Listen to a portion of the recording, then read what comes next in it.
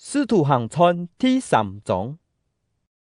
有一日，下晝3點鐘祈禱嘅時，彼得和約翰上升天去，在佢岸道米門嘅所在，有一個出世就瘸腳嘅人，突然本人趕來，並在門後對入升天嘅人禱說。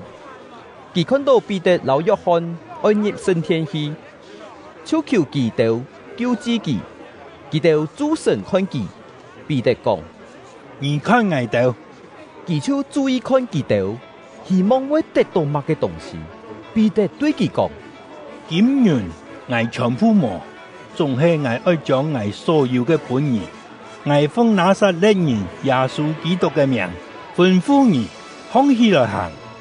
然後彼得肯定佢嘅右手，扶佢放起來，嗰人嘅腳和腳掌骨臨時得到氣力，就跳起來，起定開始行路。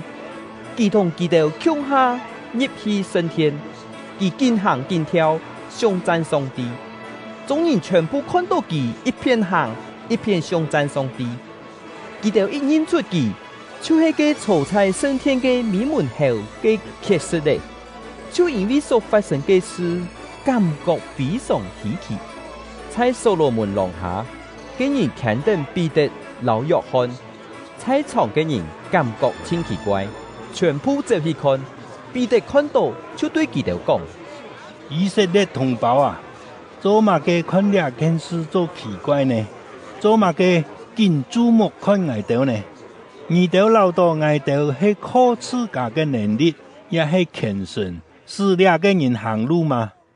亞伯拉罕、以撒、雅各嘅上帝，就係我哋祖先嘅上帝，已經擁有佢嘅僕人耶穌。耶穌，你哋將佢交本官府，比拉多決定愛병佢，仲係你哋在比拉多面前撒氣切佢。佢係聖潔公義嘅，你哋撒氣切佢，要求比拉多投병一個刺人嘅兇手俾你哋。咁樣，你哋將生命嘅主害死，仲係上帝使佢對死復活。我哋就係這件事嘅見證人，這瘸腳嘅人得到永生，就係因為耶穌嘅名所發出嘅能力。這個人，你哋識佢，你哋所看到發生在佢身上嘅事，係因為佢信耶穌嘅名，因為信耶穌，佢將會完全好起來。這係你哋親眼看到嘅。這下兄弟啊！我哋你哋老你哋嘅觀眾，咁樣對待耶穌，係因為冇了解。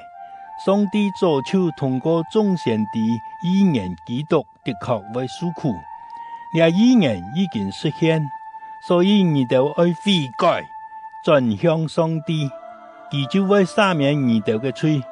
咁樣主會賞賜你哋臨立萬幸嘅日子。嗰時佢愛差遣耶穌降臨，就係佢為你哋所獻嘅基督。基督一定愛留在天堂，直到萬物復興嘅時節。這係上帝在古早通過佢嘅聖先知嘅罪所宣布嘅。摩西講過：主，你哋嘅上帝愛對你哋兄弟中為你哋興起一個先知，像興起我一樣。佢對你哋所講嘅話，你哋全部愛聽，唔聽從這先知嘅人，就愛對上帝嘅子民中除脫。所有講預言嘅先知，連撒母耳、老蔡記後輩來嘅，全部要宣布了到你哋所愛發生嘅事情。你哋係先知嘅繼承人，你哋承接上帝老你哋嘅祖先所立嘅契約。上帝對亞伯拉罕講過：我愛通過你嘅後代，祝福本地上嘅萬民。所以上帝興起佢嘅僕人，先差佢到你哋這位來，祝福本你哋，使你哋每一個人回頭，離開邪惡嘅道路。